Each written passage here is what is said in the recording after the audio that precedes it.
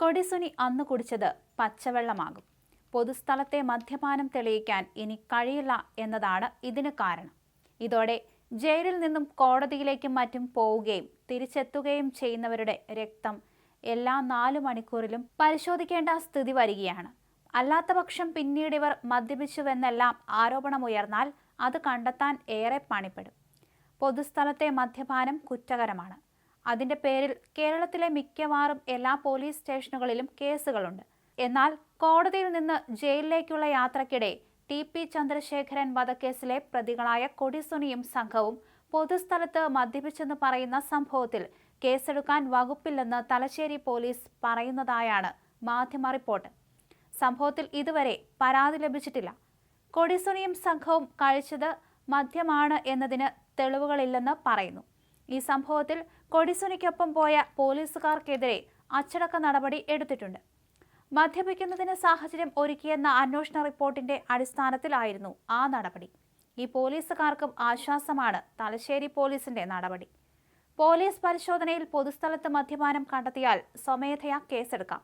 അതിന് സാഹചര്യ തെളിവുകൾ, മദ്യത്തിന്റെ ഗന്ധം, ഗ്ലാസ്, കുപ്പി എന്നിവയെല്ലാം തെളിവുകളാണ്. എന്നാൽ കൊടിസുനിയും സംഘവും മദ്യപിച്ചെന്ന് പറയുന്ന സംഭവത്തിൽ ഇത്തരം സാഹചര്യങ്ങൾ ഒന്നുമില്ലെന്നും പരാതി ലഭിച്ചാൽ അന്വേഷിക്കാമെന്നാണ് പോലീസ് പറയുന്നത്. പോലീസ് തന്നെ കണ്ടെത്തി പോലീസുകാരെ സസ്പെൻഡ് ചെയ്ത സംഭവത്തിലാണ് ഈ വിചിത്ര ന്യായം. അതിനിടെ കണ്ണൂരിൽ വീണ്ടും CPM അനുകൂലരെന്ന് അവകാശപ്പെടുന്ന ഗുണ്ടാ സംഘങ്ങളിൽ ചേരിതിരിവുണ്ടായി എന്നാണ് സൂചന.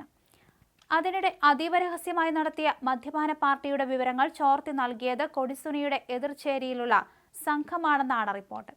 കൊടിസുനി വിരുദ്ധ സംഘം വിവരം നേരിട്ട് മുഖ്യമന്ത്രിയുടെ ഓഫീസിനെ അറിയിച്ചതായിട്ടാണ് വിവരം. ആഭ്യന്തര വകുപ്പ് സംഭവം അതീവ ഗൗരവത്തിലെടുക്കുകയും അന്വേഷണം നടത്തുകയുമായിരുന്നു.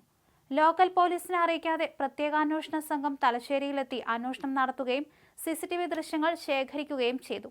ഇത്തരമൊരു കേസിലാണ് തലശ്ശേരി പോലീസിന് തെളിവില്ലെന്ന് പറയുന്നത്. മുഴുവൻ തെളിവുകളും കണ്ടെത്തിയതിനെ തുടർന്നാണ് പ്രതികളെ കോടതിയിലേക്ക് കൊണ്ടുപോയ പോലീസുകാർക്കെതിരെ നടപടിയുണ്ടായത്. അതുവരെയുള്ള നീക്കങ്ങളെല്ലാം രഹസ്യമായി സൂക്ഷിക്കാനും നിർദ്ദേശമുണ്ടായിരുന്നു. മാത്രവുമല്ല, പോലീസ് ശേഖരിച്ച CCTV ദൃശ്യങ്ങൾ മാധ്യമപ്രവർത്തകർക്ക് ചോർത്തി നൽകിയതിന് പിന്നിലും കൃത്യമായ ലക്ഷ്യങ്ങളുണ്ടെന്നാണ് വിലയിരുത്തൽ. അതേസമയം തങ്ങളെ ഒറ്റുകൊടുത്തത് എതിർചേരിക്കാരാണെന്ന വിവരം കൊടിസുനിയുടെ സംഘത്തിന് ലഭിച്ചതോടെ ഇരു ഗ്രൂപ്പുകളും തമ്മിലുള്ള പോര് രൂക്ഷമായി. കൊടിസുനിക്ക് ശക്തമായ വെല്ലുവിളി ഉയർത്തുന്ന മറ്റൊരു സംഘം ജില്ലയിൽ സജീവമാണ്. ജയിലിൽ നിന്നാണ് കൊടിസുനി എല്ലാം നിയന്ത്രിക്കുന്നത്. CPMലെ ഒരു വിഭാഗം ഇതിന് എതിരാണ്. ഈ സാഹചര്യത്തിലാണ് പുതിയ ലോബി സജീവമാകുന്നത്. TP കേസ് പ്രതികൾ പരോളിൽ ഇറങ്ങുന്നതിന് പിന്നിൽ വ്യക്തമായ കൊട്ടേഷൻ ലക്ഷ്യങ്ങളുണ്ട്.